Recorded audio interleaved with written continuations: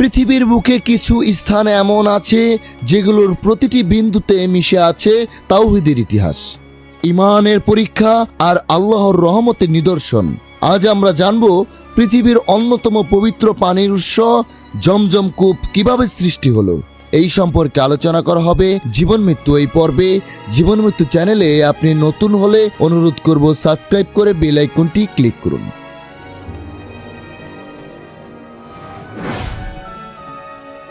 আসসালামু আলাইকুম ওয়া রাহমাতুল্লাহি ওয়া বারাকাতুহু। এই কাহিনী শুধু একটি কূপের ইতিহাস নয়, বরং এটি একজন মায়ের চোখের পানি, একজন নবজাতকের ক্ষুধার কান্না এবং একজন পিতার আত্মত্যাগের চিরন্তন সাক্ষী। এই হলো হযরত ইব্রাহিম আলাইহিসসালাম, হযরত হাজরা আলাইহিসসালাম এবং হযরত ইসমাইল আলাইহিসসালাম এর ঐশী অধ্যায়। চলুন শুরু করি এই বিস্ময়কর কাহিনী। হযরত ইব্রাহিম আলাইহিসসালাম ছিলেন আল্লাহর ঘনিষ্ঠ এক নবী। বহু বছর সন্তান না থাকার পর তার দোয়ার জবাবে আল্লাহ তাকে এক পুত্র সন্তান দান করেন, হযরত ইসমাইল আলাইহিসসালাম। কিন্তু আল্লাহ যখন ভালোবাসার পরীক্ষা নিতে চাইলেন, তখন ইব্রাহিম আলাইহিসসালামকে হুকুম করা হলো স্ত্রী হাজরা আলাইহিসসালাম ও নবজাতক ইসমাইল আলাইহিসসালামকে এক শুষ্ক জনমানবহীন মরুভূমিতে রেখে আসতে। কোথায়? আজকের মক্কার জায়গায়। তখন সেখানে কোনো পানি নেই, কোনো গাছ নেই, কোনো মানুষও নেই। হযরত ইব্রাহিম আলাইহিসসালাম তাদের রেখে চলে যাচ্ছিলেন। হাজরা আলাইহিসসালাম জিজ্ঞেস করলেন, হে ইব্রাহিম, আপনি কি আমাদের এভাবে রেখে যাচ্ছেন? ইব্রাহিম আলাইহিসসালাম চুপ ছিলেন।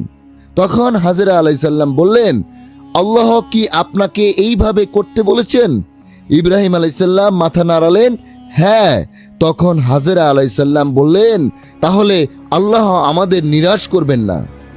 কল্পনা করুন ভাই ও বোনেরা, একজন মা একমাত্র সন্তানকে নিয়ে মরুভূমিতে একাকী, নেই খাবার, নেই পানি, সূর্য মাথার উপরে, চারপাশে শুধু পাথর আর বালি। সময় গড়াতে লাগলো। ইসমাইল আলাইহিসসালাম শিশুর মতো কাঁদতে লাগলেন, তৃষ্ণার্ত, ক্ষুধার্ত, কান্না থামছে না। তখন হাজরা আলাইহিসসালাম দৌড়াতে লাগলেন। সাফা পাহাড় থেকে মারওয়া পাহাড়ে 7 বার দৌড়ালেন। খুঁজছেন একটু পানি, কিছু খাদ্য, একটু আশা।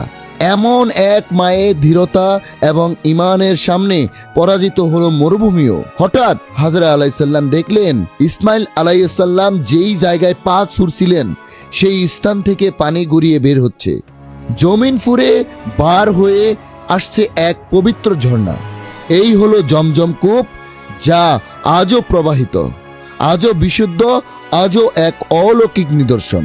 হাজরা আলাইহিসসালাম পানি গড়াতে দেখে বলছিলেন, জমজম জমজম, মানে থেমে যাও, থেমে যাও।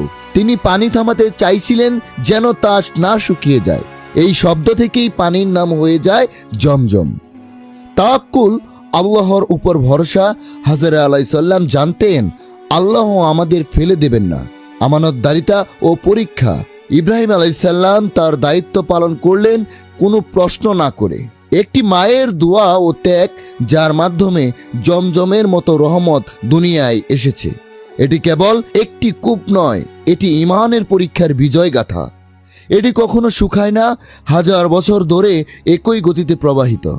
এতে আছে বিশেষ খনিজ উপাদান যা শরীরের জন্য উপকারী। এটি শুধুই পানি নয়, রুহানি শিফার উৎস।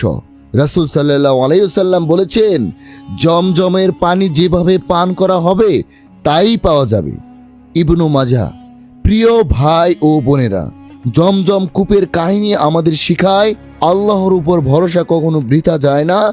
একজন মা ও সন্তানের ধৈর্য, একজন নবীর আনুগত্য, সবকিছু মিলিয়ে একটি অলৌকিক ইতিহাস সৃষ্টি করলো। আজ আমরা সেই কূপ থেকে পানি পান করি, আর সেই পাহাড় সাফা ও মারওয়াতে সাই করি। আমাদের উচিত সেই ইতিহাস স্মরণ করা এবং সেই ঈমান ধারণ করা। এই ভিডিওটি যদি আপনার হৃদয় ছুঁয়ে যায় তাহলে শেয়ার করুন, কমেন্টে মতামত জানান এবং চ্যানেলটি সাবস্ক্রাইব করুন। ইনশাআল্লাহ আমরা আরও বিস্ময়কর ইসলামিক কাহিনীর সাথে ফিরে আসব। আল্লাহ আমাদের ঈমান মজবুত করুন। আমিন। আসসালামু আলাইকুম ওয়া রাহমাতুল্লাহি ওয়া বারাকাতুহু।